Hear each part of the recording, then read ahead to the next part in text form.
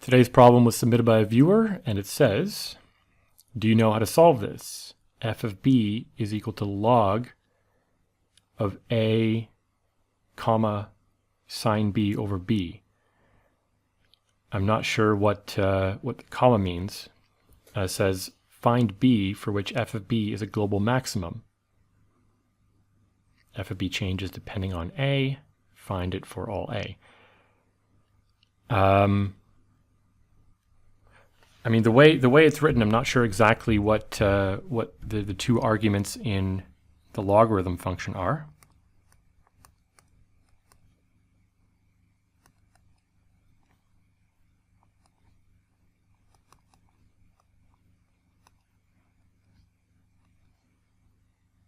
So this is what's written. I'm assuming this means maybe the base a logarithm of sine b.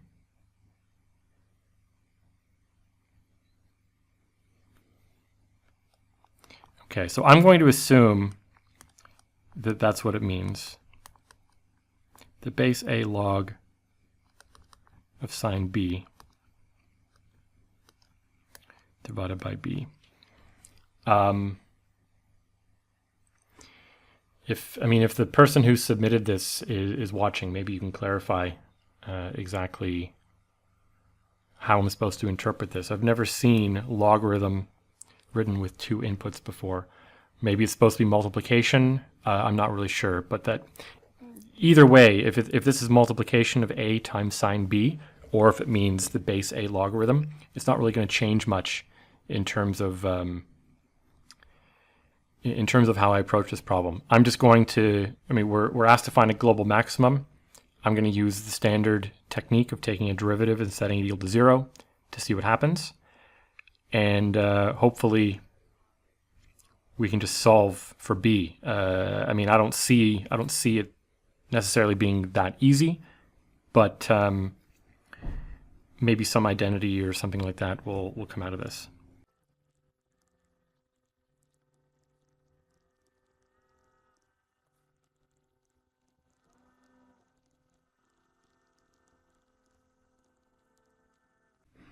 Okay, so this is what the derivative turns into. So what's going on here? I've taken a derivative of the log of sine b. That gives me 1 over sine b. Chain rule gives a cos b in the numerator. And then because of product rule, I have to differentiate the 1 over b. So there's the derivative of 1 over b with the negative sign. And that just gets multiplied by whatever's left over in that function. And I want to find out when this is equal to 0. So I'm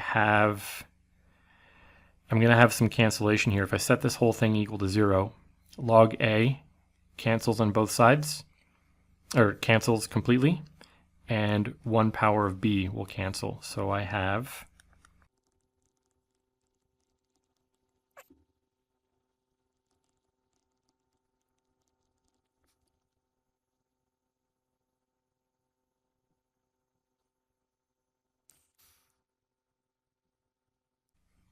So one thing I note here is, at least with this interpretation, when I interpret this as being base a logarithm, the value of a doesn't actually come into where the critical points are, the critical values of b.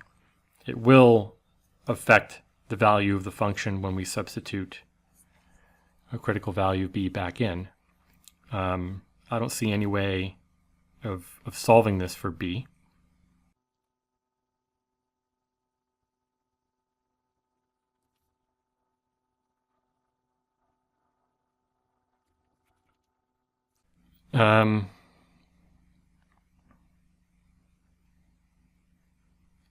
I'll note that the original function, again, if we interpret it like this, the original function is only defined when b is between 0 and pi, or 2 pi and 3 pi and so on. We need this to be positive. otherwise the logarithm is not defined. And clearly, we don't have to consider values of b greater than pi. Because this is periodic,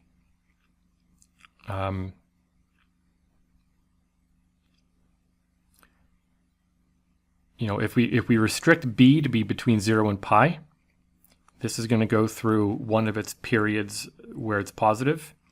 If we look at a corresponding period for larger values of b, this will go through the same values, but we're dividing by something larger. So we should really only care about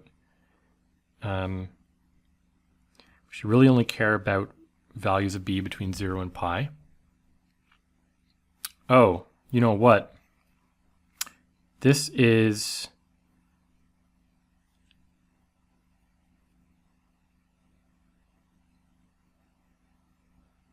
okay. Hold on. Now I'm thinking about other things here. Maybe we can allow b to be negative. Let me come back to this in a second.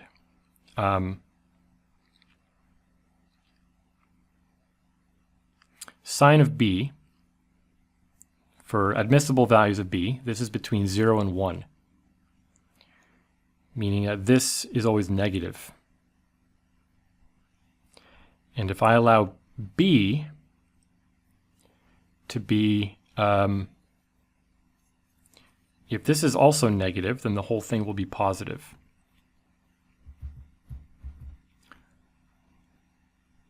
Okay, so hold on. Okay.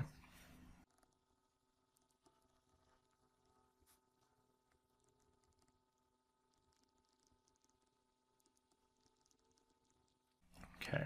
If I'm looking for values of b between 0 and pi, the open interval, okay, this is always less than or equal to 0. I guess I should circle this. Less than or equal to 0, because this is between 0 and 1. And if I let b equal pi over 2, then this is equal to 1, so this is equal to 0. Okay, so if we restrict between 0 and pi, the maximum in that interval is 0.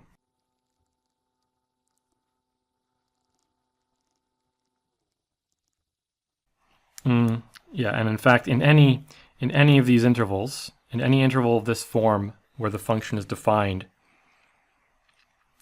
choosing the midpoint of this interval will again give us f of b equals 0.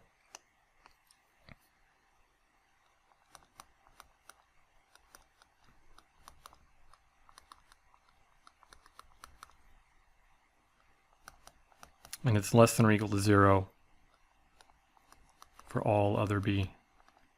Okay, so now what we need to do is we need to think about when b is negative. So what I was saying earlier about how we only need to restrict to this interval, I mean that's going to be true for positive values of b. What I said is, whatever the whatever the maximum is in this interval, that'll be the maximum when considering all positive intervals. I should say here k is a positive integer. Okay, how about negative values of b? So again, we're going to need sine b to be between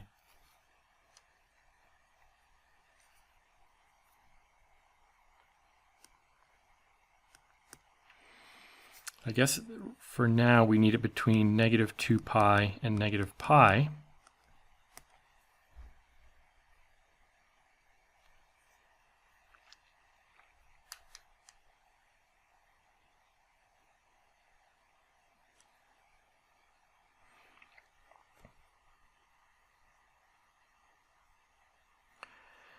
And then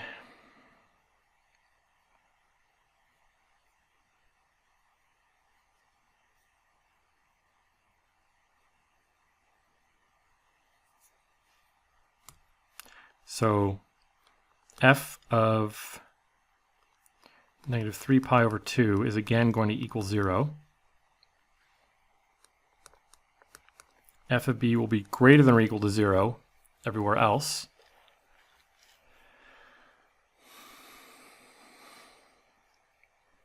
But I don't think there is no global maximum, right?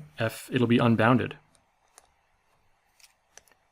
So I take a limit as b approaches negative pi from the left of f of b.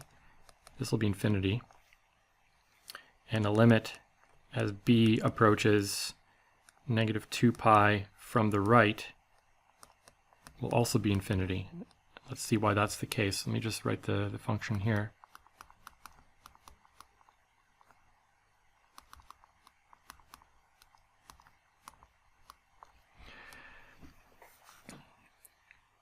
So as b approaches, let me also draw like a number line so you can visualize what the sine function might look like. There's negative 2 pi, there's negative pi.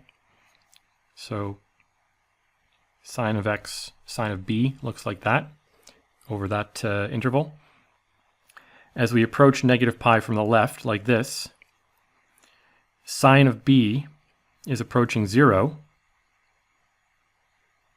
Or sorry, sine of b is approaching 0, meaning the log of the sine of b is approaching negative infinity, but we're dividing by a negative number here, so this approaches infinity. So if we think of all real values of b for which this function's even defined, then there is no global maximum. If we restrict to positive values of b, then the global maximum is 0, because this function is negative for all positive values of b. Well, it's less than or equal to 0 for all positive values of b where this is defined. But for some values of b, it's equal to 0, so that has to be a global maximum.